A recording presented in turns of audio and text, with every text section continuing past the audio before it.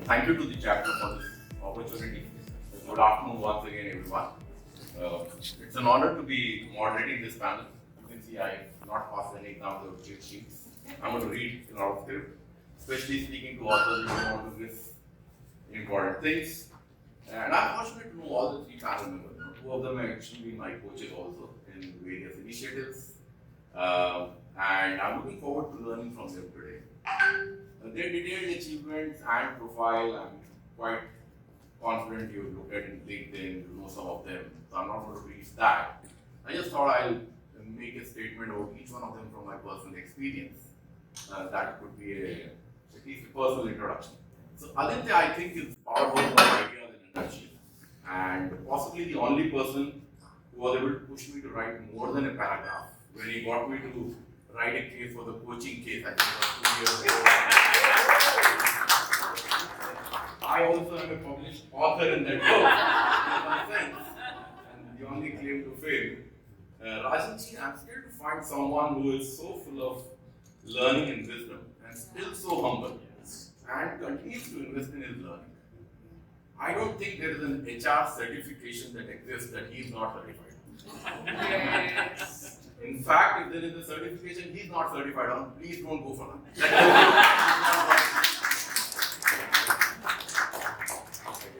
And Sandeep, coincidentally, we met first time in one of the ICF events, Narrow Park, that yoga and walk session. And then certain things lead to many better things. And today he's a close friend, someone I call up every now and then to bounce ideas, seek inputs on. Both ways. And, Just to clarify. And it's great fun to be becoming that kind of a friend in the last 3-4 years. So thank you so much, all three of you. And they are all accomplished authors. You can see the background about their books behind. We have a short time, around 20-22 minutes. But can I interrupt and introduce Rajiv? Yes. Yeah, 30 seconds. Okay. So what is not there in LinkedIn is that anytime if you have any problem, Rajiv is always there. He's helped me from my day one in before my ACC till my PCC, and I'm on a call like the day before. So they are like person like Rajiv makes it home. So welcome home. These people can make me emotional, you're probably one of them. I want to ask each one of you, in any order, very briefly, if you could tell us, what was the biggest motivation to write your first book? Like Aditya has written more than one. I'm going to ask you to go back. What was the biggest motivation that pushed you to write your first book? So in my case, there were basically three things. The first is there is a word author in the word authority. So if you are an author, you are establishing yourself as an authority, number one. Number two, I always want to create digital assets for myself, and a book, ebook, you call it, is a digital asset. And third, and the most common thing is, for me, it is my digital visiting card. Because anyone goes through it, they get my contact details, and then they can easily reach out to me. So that's from my side. Well, I believe that all of us are like siphon. We keep on getting things inside, feelings, data, everything, and there comes a time when it starts coming up. So it's a natural process with everybody. Some people, including me, I was also hesitating for a very long time. But once you decide, or you're with somebody and both of you decide that let's write it, then you start writing. It's not a very great thing, very unique thing. All of us can write. It's only a question of making a decision. Yeah. I think part one of writing was the fact that I've been writing a bit, and this was an opportunity to take that writing to a next level, and that is how the book came about. But I think there was also the fact that as all of us are in the coaching field, we work with a lot of people. We realize that still a lot of people may not have access to coaching and may not either know about it or may not have experienced it. So the idea was to create a bit of a self-coaching framework, and that's how this book came about, and somehow inspire people to own the change that they want to make in their lives, at their work, in their relationships. So that's how this came up. And I think the second one obviously is that today I think there is no better visiting card than a book that you can carry to a client. And I think somewhere that was at the back of the mind that you have something which you can show off. So your CFO and the coach were In some ways, yes. somewhere over there. And if you want to continue, how did you then decide on the topic to focus upon? Yeah. So I think, as I was saying, that the idea was to do a self-coaching framework, and that's how the book actually came up with the framework which is called Wonder, which is in the center of the book. And in some ways, the chapters before and the chapters after are a little bit the bookends. So, all the chapters are important in the journey of change, but I started writing the book from the center. So I wrote the Wonder framework first, and then I built about the resistance to change, what it takes to make the change, etc., etc. Brought in the Wonder framework, and then kind of some inspiration chapters at the end to inspire people to make that effort to kind of make the framework. So that's how. Well, after And your God, book is also about change. yeah, because I believe that after God, or even maybe before God, the only thing pervasive is change. And I got into it as early as 7 when the head of HR of Escorts Group asked me to come back. That time I was happily working in HMT. He said there is a change project and I would like you to come by next month. So he was senior. I didn't ask second question. I didn't even know what is the salary that he is going to give and other things. I just came over. So the book was the result of all the learnings we have had since 1997. So that's it. So in my case, the area or the focus, I wrote the first book during COVID 2020. And as all of us are told one thing by our coaches, it's all about self-awareness, it's all about self-coaching. So whatever question I was asking myself, I made it into a Word document, I converted it into an ebook, I uploaded and published it.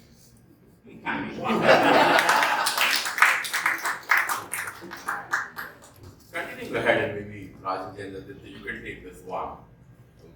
So in your case, you're saying it was an e-book, and maybe for many of us, it will be interesting to know how do you get that published.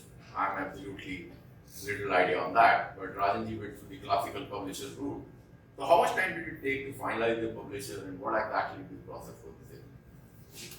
For my book, it was not a lot of time that I had to spend, but I'm aware that it takes a lot of time.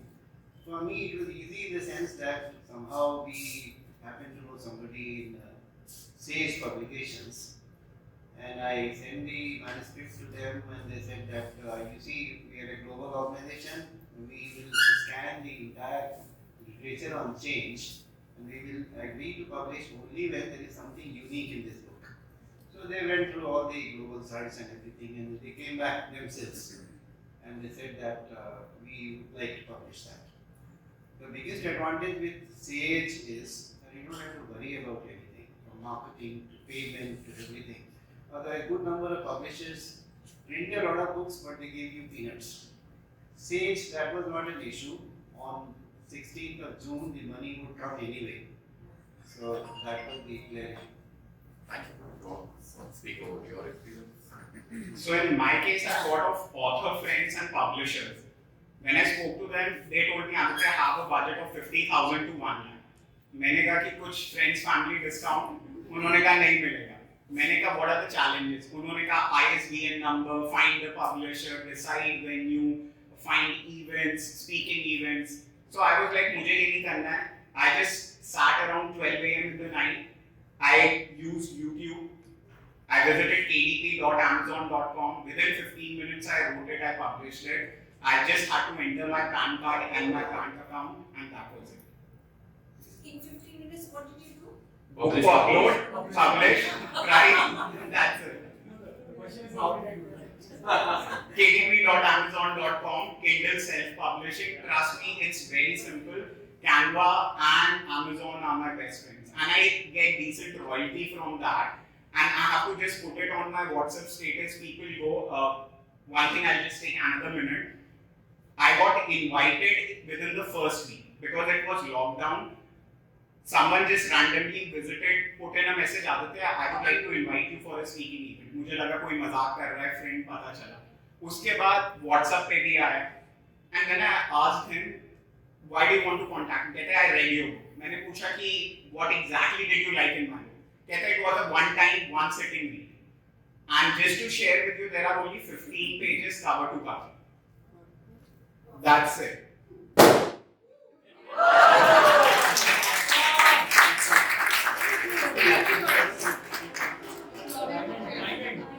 So, Varna, some people, some of us want to write a book before they fascinate. I forgot to add that one of my motivations was that we have had lots of writers from Robert Moss Cantor, all kinds of people who have written on change. But we were wondering whether there can be an Indian model for change, and that is what we developed. Wow. Thank you. Sandeep, I will shift the question slightly. For most of the published books, at least, the endorsements and people who write your foreword are very, very important. You know, it carries a lot of weight. And when I saw Sandeep's book, Marshall Goldsmith has written before. So I would ask, you know, how did you get someone like Marshall Goldsmith to Marshall Goldsmith writing introduction for your book? Is a different weight to the topic that you've written. Yeah, I think I can only thank Marshall for it. But I must say that I met Marshall in 2017 when, as you are also a Marshall Goldsmith stakeholder certified coach. So when I was doing my program, Marshall happened to be in Mumbai where this program was happening, and I met him. Seemed like a very nice, approachable kind of a person. And when I had put the book together, I was thinking about, because endorsements is, I think, matter. And I was wondering who to write to, and I just took a leap of faith. I dropped a message on LinkedIn to Marshall, referring to our 2017 meeting, which I'm sure he didn't remember. But the fact remains that he responded back, saying, why don't you send me the full script of the book? And I must say, I was a little conscious because it was still unedited.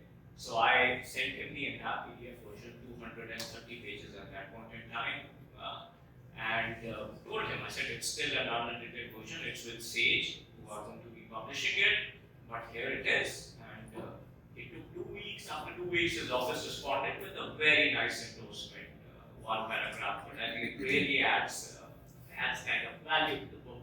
Absolutely. So I must say, and I think, and this is just to share with everybody, it's not only Marshall. I also reached out to some of my ex-colleagues, my clients, my friends. So there are about 12, 13 endorsements which the book carries.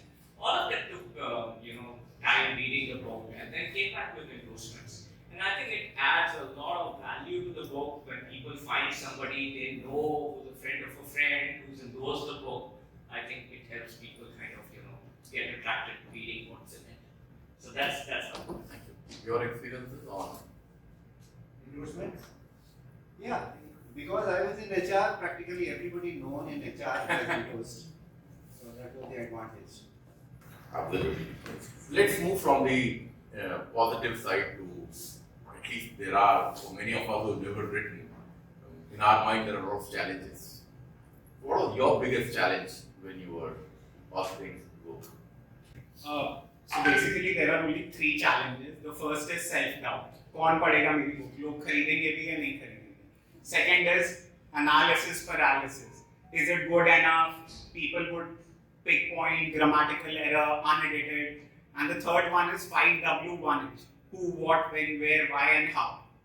So my motto is सोचो, करो, खत्म करो. Simply, just do it. That's it. Thanks.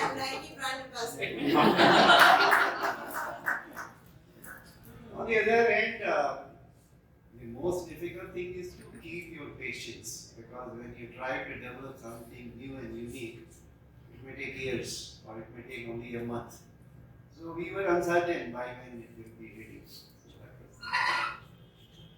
I think I can say that if there is one thing which is more difficult than writing, it is sitting down to write. And I can tell you this, if you decide to sit down to write, any of us can publish a book very easily. And I'm going to share this experience because it may be relevant for some people. This book was written during the COVID times. the entire book, I follow a technique which I talked about in the book also called Pomodoro. Some of you may have heard of it. So this book has been written in 1 or 2 25-minute Pomodoros daily over about a year, 14 months to be precise. So I think a task as big as writing a book, for me it was very big. But the fact remains that if we are able to kind of cut it into bites which we can chew, we can all get there. But it needs the discipline. Sometimes I would sit for those 25 minutes writing just 2 lines and nothing would come to me. But I made it a point that, that once or twice a day I'm going to sit and do this. So I think, the discipline, if there's 3 things that I can give as tips to write a book, I would say it is discipline, discipline, and discipline. Just get up. I think the next question maybe partly you've already answered the previous one, but one advice for people who've been thinking of writing, or maybe there are many people around you when you go and work with them, they ask you that you should be writing or publishing, but haven't still taken the first step. I think really it's about taking the first step. If you have something in mind, I like creating a bit of a framework, so do a mind map or something about what do you want to cover in the book.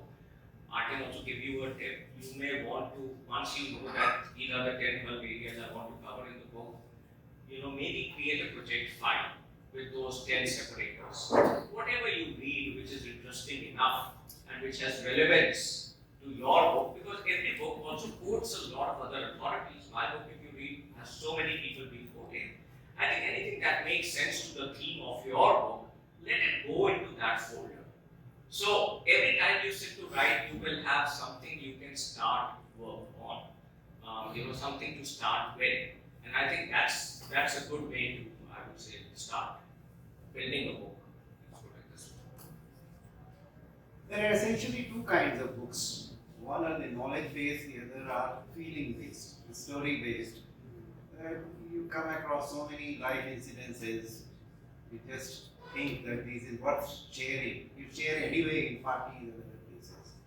Just keep on making it right. As he said, keep a note or a folder or some nice sayings, keep that. The basic difference between writers and non-writers, authors and non-writers, is a decision that I'm going to write even if it is shit. That's the thing.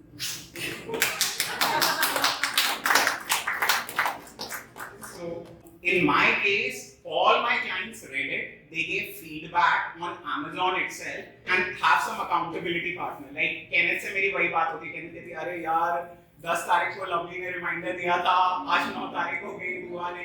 So have some people who will constantly intellectually challenge you. So that's from my side. Just one other quick point. I think since a lot of people intend to write books, I think one thing which helps is reading a lot. Helps you become more creative, and when you read, there are thoughts which come to your mind which connect with the theme of your book. Even if it's a very different, even from fiction, sometimes you get great ideas to write a non-fiction book. So just wanted to mention that if you want to write, I think it's also good to start reading quite a bit. Yeah, I forgot to add one thing. One, I said the feelings or the stories or those kinds of books. The other is, of course, knowledge based, where, as he rightly said, that you have to collect a lot of data, thoughts, and other kinds of things. Another thing is that we see from our point of view that whether I'm good enough to write or whether they will accept or not.